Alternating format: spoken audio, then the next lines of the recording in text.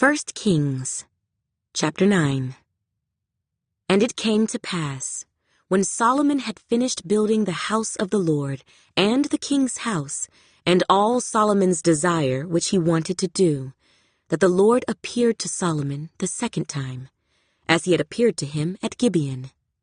And the Lord said to him, I have heard your prayer and your supplication that you have made before me. I have consecrated this house which you have built to put my name there forever, and my eyes and my heart will be there perpetually. Now if you walk before me, as your father David walked, in integrity of heart and in uprightness, to do according to all that I have commanded you, and if you keep my statutes and my judgments, then I will establish the throne of your kingdom over Israel forever, as I promised David your father, saying, You shall not fail to have a man on the throne of Israel. But if you or your sons at all turn from following me, and do not keep my commandments and my statutes which I have set before you, but go and serve other gods and worship them, then I will cut off Israel from the land which I have given them, and this house which I have consecrated for my name I will cast out of my sight. Israel will be a proverb and a byword among all peoples. And as for this house, which is exalted, everyone who passes by it will be astonished and will hiss and say, Why has the Lord done thus to this land and to this house? Then they will answer, Because they forsook the Lord their God, who brought their fathers out of the land of Egypt, and have embraced other gods, and worshipped them and served them. Therefore the Lord has brought all this calamity on them. Now it happened, at the end of 20 years, when Solomon had built the two houses, the house of the Lord and the king's house, Hiram the king of Tyre had supplied Solomon with cedar and cypress and gold, as much as he desired. That King Solomon then gave Hiram 20 cities in the land of Galilee. Then Hiram went from Tyre to see the cities which Solomon had given him, but they did not please him. So he said, What kind of cities are these which you have given me, my brother? And he called them the land of Cabul, as they are to this day. Then Hiram sent the king 120 talents of gold. And this is the reason for the labor force which King Solomon raised, to build the house of the Lord, his own house, the Millo, the wall of Jerusalem, Hazor, Megiddo, and Gezer. Pharaoh, king of Egypt, had gone up and taken Gezer and burned it with fire, had killed the Canaanites who dwelt in the city, and had given it as a dowry to his daughter, Solomon's wife. And Solomon built Gezer, Lower Beth-horon, Baalath, and Tadmor in the wilderness, in the land of Judah, all the storage cities that Solomon had, cities for his chariots and cities for his cavalry, and whatever Solomon desired to build in Jerusalem, in Lebanon, and in all the land of his dominion. All the people who were left of the Amorites, Hittites, Perizzites, Hivites, and Jebusites, who were not of the children of Israel, that is, their descendants who were left in the land after them, whom the children of Israel had not been able to destroy completely. From these, Solomon raised forced labor, as it is to this day. But of the children of Israel, Solomon made no forced laborers, because they were men of war and his servants, his officers, his captains, commanders of his chariots, and his cavalry. Others were chiefs of the officials who were over Solomon's work, 550, who ruled over the people who did the work. But Pharaoh's daughter came up from the city of David to her house which Solomon had built for her. Then he built the Millo. Now 3 times a year Solomon offered burnt offerings and peace offerings on the altar which he had built for the Lord, and he burned incense with them on the altar that was before the Lord. So he finished the temple. King Solomon also built a fleet of ships at Ezion-Geber, which is near Elath, on the shore of the Red Sea, in the land of Edom. Then Hiram sent his servants with the fleet, seamen who knew the sea, to work with the servants of Solomon. And they went to Ophir, and acquired 420 talents of gold from there, and brought it to King Solomon. 1 Kings, chapter 10. Now when the queen of Sheba heard of the fame of Solomon concerning the name of the Lord, she came to test him with hard questions. She came to Jerusalem with a very great retinue, with camels that bore spices, very much gold, and precious stones. And when she came to Solomon, she spoke with him about all that was in her heart. So Solomon answered all her questions. There was nothing so difficult for the king that he could not explain it to her. And when the queen of Sheba had seen all the wisdom of Solomon, the house that he had built, the food on his table, the seating of his servants, the service of his waiters and their apparel, his cupbearers, and his entryway by which he went up to the house of the Lord, there was no more spirit in her. Then she said to the king, "It was a true report which I heard in my own land about your words and your wisdom. However, I did not believe the words until I came and saw with my own eyes. And indeed, the half was not told me. Your wisdom and prosperity exceed the fame of which I heard. Happy are your men, and happy are these your servants, who stand continually before you and hear your wisdom. Blessed be the Lord your God, who delighted in you, setting you on the throne of Israel. Because the Lord has loved Israel forever, therefore he made you king, to do justice and righteousness." Then she gave the king 120 talents of gold, spices in great quantity, and precious stones. There never again came such abundance of spices as the queen of Sheba gave to King Solomon. Also, the ships of Hiram, which brought gold from Ophir, brought great quantities of almug wood and precious stones from Ophir. And the king made steps of the almug wood for the house of the Lord, and for the king's house, also harps and stringed instruments for singers. There never again came such almug wood, nor has the like been seen to this day. Now King Solomon gave the queen of Sheba all she desired, whatever she asked, besides what Solomon had given her according to the royal generosity. So she turned and went to her own country, she and her servants. The weight of gold that came to Solomon yearly was 666 talents of gold, besides that from the traveling merchants, from the income of traders, from all the kings of Arabia, and from the governors of the country. And King Solomon made 200 large shields of hammered gold. 600 shekels of gold went into each shield. He also made 300 shields of hammered gold. 3 minas of gold went into each shield. The king put them in the house of the forest of Lebanon. Moreover, the king made a great throne of ivory, and overlaid it with pure gold. The throne had 6 steps, and the top of the throne was round at the back. There were armrests on either side of the place of the seat, and 2 lions stood beside the armrests. 12 lions stood there, one on each side of the 6 steps. Nothing like this had been made for any other kingdom. All King Solomon's drinking vessels were gold, and all the vessels of the house of the forest of Lebanon were pure gold. Not one was silver, for this was accounted as nothing in the days of Solomon. For the king had merchant ships at sea with the fleet of Hiram. Once every 3 years, the merchant ships came bringing gold, silver, ivory, apes, and monkeys.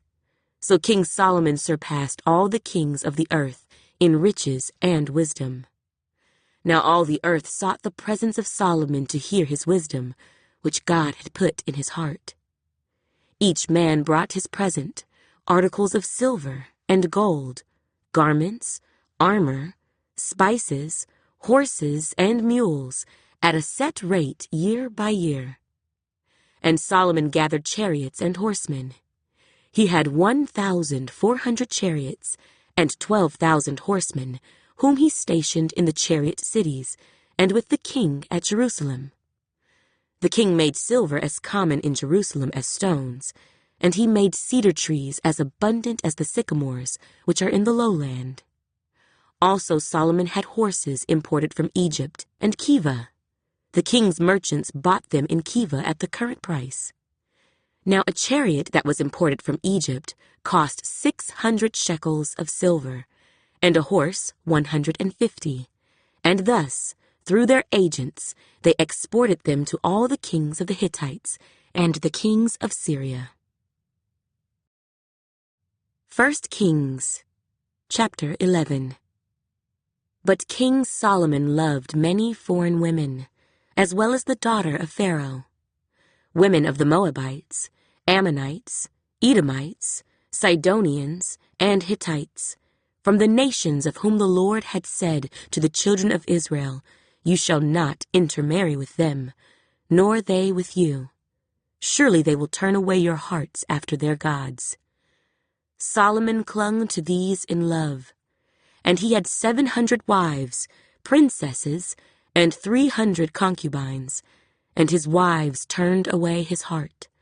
For it was so, when Solomon was old, that his wives turned his heart after other gods, and his heart was not loyal to the Lord his God, as was the heart of his father David. For Solomon went after Ashtoreth, the goddess of the Sidonians, and after Milcom, the abomination of the Ammonites. Solomon did evil in the sight of the Lord, and did not fully follow the Lord, as did his father David. Then Solomon built a high place for Chemosh, the abomination of Moab, on the hill that is east of Jerusalem, and for Molech, the abomination of the people of Ammon. And he did likewise for all his foreign wives, who burned incense and sacrificed to their gods. So the Lord became angry with Solomon, because his heart had turned from the Lord God of Israel, who had appeared to him twice, and had commanded him concerning this thing, that he should not go after other gods. But he did not keep what the Lord had commanded. Therefore the Lord said to Solomon, "Because you have done this, and have not kept my covenant and my statutes, which I have commanded you, I will surely tear the kingdom away from you and give it to your servant. Nevertheless, I will not do it in your days, for the sake of your father David. I will tear it out of the hand of your son. However, I will not tear away the whole kingdom. I will give one tribe to your son for the sake of my servant David, and for the sake of Jerusalem, which I have chosen." Now the Lord raised up an adversary against Solomon, Hadad the Edomite. He was a descendant of the king in Edom. For it happened, when David was in Edom, and Joab the commander of the army had gone up to bury the slain, after he had killed every male in Edom, because for 6 months Joab remained there with all Israel, until he had cut down every male in Edom, that Hadad fled to go to Egypt, he and certain Edomites of his father's servants with him. Hadad was still a little child. Then they arose from Midian, and came to Paran, and they took men with them from Paran, and came to Egypt, to Pharaoh, king of Egypt, who gave him a house, apportioned food for him, and gave him land. And Hadad found great favor in the sight of Pharaoh, so that he gave him as wife the sister of his own wife, that is, the sister of Queen Tahpenes. Then the sister of Tahpenes bore him Genubath, his son, whom Tahpenes weaned in Pharaoh's house. And Genubath was in Pharaoh's household among the sons of Pharaoh. So when Hadad heard in Egypt that David rested with his fathers, and that Joab, the commander of the army, was dead, Hadad said to Pharaoh, "Let me depart, that I may go to my own country." Then Pharaoh said to him, "But what have you lacked with me, that suddenly you seek to go to your own country?"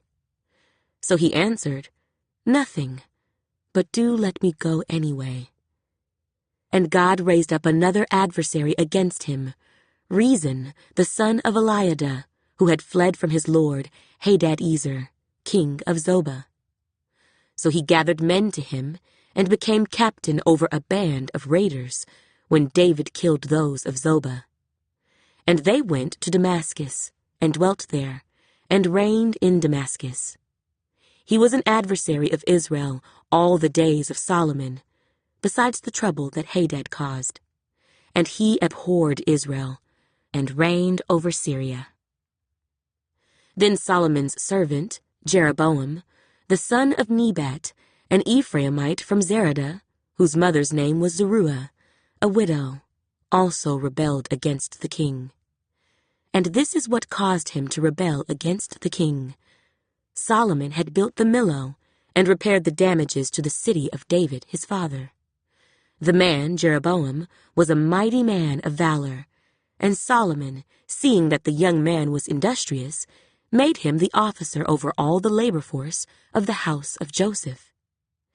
Now it happened at that time, when Jeroboam went out of Jerusalem, that the prophet Ahijah the Shilonite met him on the way, and he had clothed himself with a new garment, and the two were alone in the field. Then Ahijah took hold of the new garment that was on him, and tore it into 12 pieces.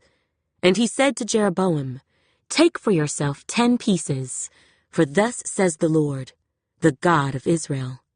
Behold, I will tear the kingdom out of the hand of Solomon, and will give 10 tribes to you. But he shall have 1 tribe for the sake of my servant David, and for the sake of Jerusalem, the city which I have chosen out of all the tribes of Israel. Because they have forsaken me, and worshipped Ashtoreth, the goddess of the Sidonians, Chemosh, the god of the Moabites, and Milcom, the god of the people of Ammon, and have not walked in my ways to do what is right in my eyes, and keep my statutes and my judgments, as did his father David. However, I will not take the whole kingdom out of his hand, because I have made him ruler all the days of his life for the sake of my servant David, whom I chose because he kept my commandments and my statutes. But I will take the kingdom out of his son's hand and give it to you, 10 tribes. And to his son I will give 1 tribe, that my servant David may always have a lamp before me in Jerusalem, the city which I have chosen for myself, to put my name there. So I will take you, and you shall reign over all your heart desires, and you shall be king over Israel. Then it shall be, if you heed all that I command you, walk in my ways, and do what is right in my sight, to keep my statutes and my commandments, as my servant David did, then I will be with you, and build for you an enduring house, as I built for David, and will give Israel to you. And I will afflict the descendants of David because of this, but not forever." Solomon therefore sought to kill Jeroboam, but Jeroboam arose and fled to Egypt, to Shishak, king of Egypt, and was in Egypt until the death of Solomon. Now the rest of the acts of Solomon, all that he did, and his wisdom, are they not written in the book of the acts of Solomon? And the period that Solomon reigned in Jerusalem over all Israel was 40 years. Then Solomon rested with his fathers, and was buried in the city of David his father. And Rehoboam, his son, reigned in his place.